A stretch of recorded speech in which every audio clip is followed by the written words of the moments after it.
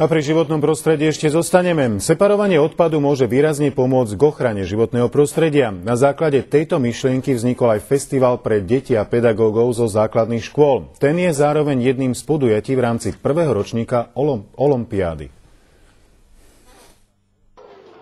Školáci v rámci olympijských disciplín zbierajú počas školského roka papier a plast. Olympiáda je o tom, aby sa naučili deti nielen triediť, ale aby v tom triedení pokračovali. Triediš odpad? Áno. Ako?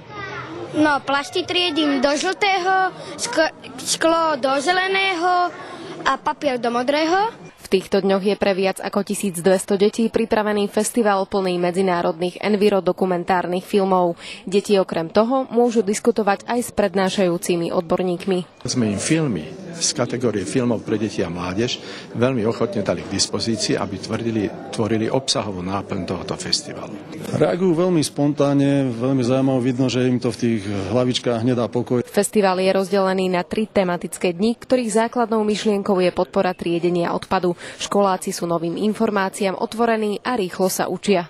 Mladí ľudia to nielen, že vedia prijať za svoje, že to vedia pochopiť, že sa vedia tomu odovzdať, ale vedia to posunúť aj ďalej.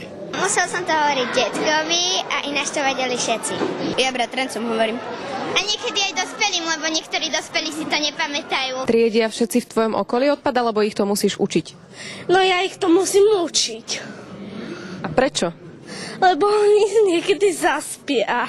Na olympijskom filmovom festivale si môžu deti okrem iného pozrieť aj výstavu fotografií a umeleckých diel zo separovaného materiálu. Martina Komisová, Teátry.